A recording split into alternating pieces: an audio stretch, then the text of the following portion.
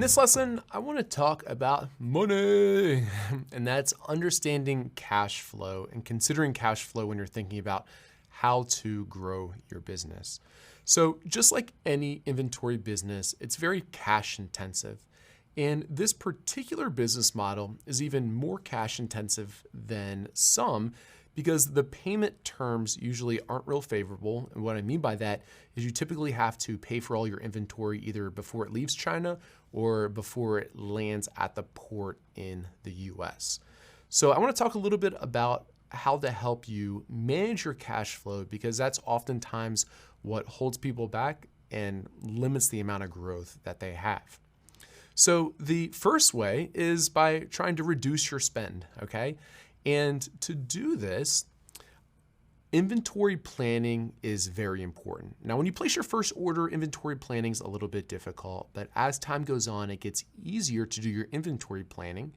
And really, you only want, 1, 2, maybe 3 months of inventory at Amazon's warehouse, because that way you don't have too much extra inventory sitting around, your cash tied up in it. Speaking of that, negotiating with your factory can have a major impact on your cash flow. And what I mean by that is either negotiating a better price, negotiating a better MOQ or minimum order quantity, and then the last one that a lot of people don't think about is negotiating better payment terms.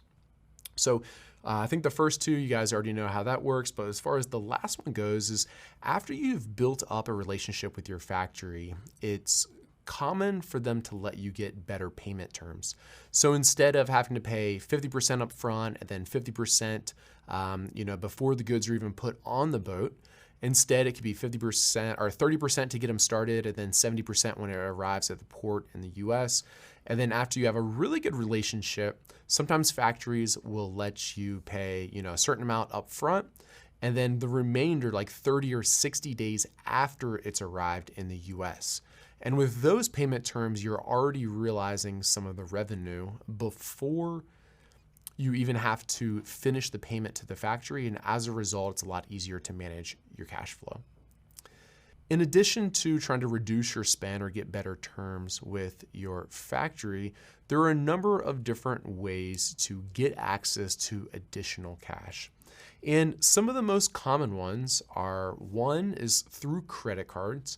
A lot of times you can get business credit cards that, technically they say don't have any limits, like some of the Amex cards. They probably do limit you somewhere, but I think they claim not to have any limits. If you choose to go this route, I think people typically get a credit card and then pay for it with PayPal. So you have to find a factory that takes PayPal.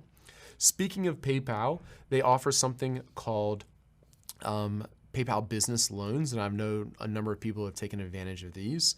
So you can check it out through PayPal. I'm sure it's only eligible for people in certain countries, but you can go there and read the fine print. In addition to PayPal loans, there's a number of other different ways to get loans.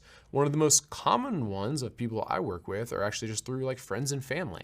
So maybe you have a family member or some friends that want to invest in your business, and that's one way to go about doing it. Alternatively, you could go a more traditional route and go straight to the bank to get loans. In order to do that, you probably have to have a decent amount of history with this business. And then there's a couple other places online to get loans. And one of my favorite ones is through Amazon Lending.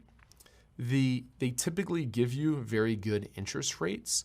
However, they're only eligible for some people, and you'll see the offer inside of your Amazon Seller Central account, and it typically shows up right in this payment summary section. So if you see one there, you can take advantage of the Amazon Lending program. And then the last one that I've heard people use a few times before is Payoneer Capital Advance. I don't know all of the details around it, but I know a few people that have used it before, and they say good things about it as well. The last thought that I want to leave you with here is, since this is a very cash-intensive business, it's going to require a lot of reinvestment or a lot of cash in order to grow this. So while you're growing the business, I'd encourage you to try to reinvest as much as you can.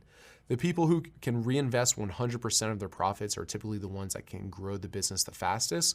So, like right now, if you're like working a job and this is kind of your side hustle, I would encourage you to do that kind of as long as you can so you can reinvest all the profits right now. And that doesn't necessarily need to be the money that you're living off of. So hopefully that helps you all understand cash flow a little bit better. And hopefully you got a few tips out of that and how to improve yours. Thanks.